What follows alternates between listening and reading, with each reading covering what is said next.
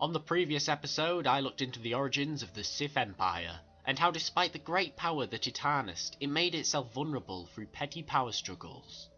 This eventually led to a Republic victory over the leaderless Empire. After the massacre on the Sith systems at the hands of the Republic, a newly elected Emperor led a detachment of Sith ships into deep space to escape the Republic's onslaught. After decades of being dormant in deep space, the remnants of the Empire landed on the jungle world of Dromund Kaas. It was here that the new Emperor revealed his plan, to build a new empire that would not rip itself apart in power struggles, one that would thrive itself on obedience and ruthless efficiency, and would one day destroy the Republic and Jedi with a Sith at the helm. The Emperor, after revealing this plan, designated its construction to a group of Sith Lords, known as the Dark Council. It's believed that the Emperor concerned himself little with the politics, and secluded himself from his followers. Although the Sith would lead this new empire, one major figurehead would contribute to rebuilding this empire more than any other. Odile Viken was but a child when the Sith Empire fled from Korriban, and had established himself as a loyal Imperial during the decades spent loitering in space. Whilst the Dark Council became absorbed in politics, Viken moved to bring order to the untamed wilderness of Dromund Kaas. He enlisted every non-Force user of age into the new Imperial military, where they were transformed into an elite killing force. Viken then led the new Imperial military into the wilds of Dromund Kaas to purge the native creatures and make room for the Emperor's vision to grow. And it did. The dedication of the Imperial citizens was unrivaled. The Imperial city was built quicker than any could anticipate, under the calculated command of Viken and the Dark Council. All the whilst the Republic enjoyed a long period of peace, unaware their rivals existed. By the time the Empire had established dominion over the once feral world, Viken had already looked to the future, and began work on a new Imperial armada. One that they believed would one day delve deep into Republic space. Viken knew his armada would take centuries to finish, and that he would never live to see the fruits of his labour. Regardless, for his immeasurable contribution towards the founding of the new empire, he was given the title of Grand Moff. This hero died on the bridge of a prototype Star Destroyer during a deep space campaign, some would say a fitting end for the first Imperial Grand Moff. Even with Viken gone, the Imperials continued to expand, conquering systems in deep space and forging its new military. However, they had little choice but to bide for time until the completion of their new armada, until opportunity came knocking in the forms of two Jedi Knights, far from the warm embrace of the Republic.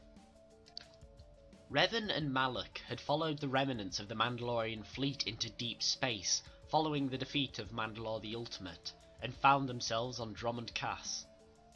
No one truly knows what or how it happened, but both Revan and Malak embraced the dark side and became Lords of the Sith under the Emperor. With his new pawns, the Emperor sent the fallen Jedi to find the Star Forge, an ancient Rakata device that could be fueled from the power of nearby stars combined with the power of the Force. It could create infinite amounts of machinery, fleets, droids, all matter of weapons. With this, the Empire would be able to complete its fleet centuries before Viken's original estimate. This would allow the Empire to rule the entire galaxy. However, history repeated itself. The nature of the Sith raised its ugly head once again when Malak chose to attack Revan and take the Starforge for himself. After attacking Revan's cruiser, Revan was found unconscious by Republic forces. The Jedi recognised Revan as one of their own, but the threat of the dark side was too much to simply abandon him. The Jedi wiped his memory and retrained him as a Jedi. With his Sith training forgotten, Revan managed to piece together his past, and with the help of Bastila Shan, defeat Darth Malak aboard the Starforge and destroy it in the process. Starforge is more than just a space station. In some ways, it is like a living creature. It hungers, and it can feed on the dark side that is within all of us. Look around you, Revan. See the bodies? You should recognize them from the Academy. These are Jedi who fell when I attacked Dantooine. For all intents and purposes, dead, except for one difference. I have not let them become one with the Force. Instead, I have brought them here. The Starforge corrupts what remains of their power and transfers the dark taint to me. Although Revan would continue to do great things, he had no recollection of the Sith Emperor or the Empire at all. This meant that the Republic had no idea where the Sith had come from, and they were written off as fallen Jedi who had become self-proclaimed Sith Lords, which had happened in the past. Even though the Emperor's plan to mass-produce fleets for the Empire had gone up in flames along with the Starforge, the fleet was still being constructed, and the existence of the Empire was still a mystery. But it was only a matter of time until the Empire was ready to strike.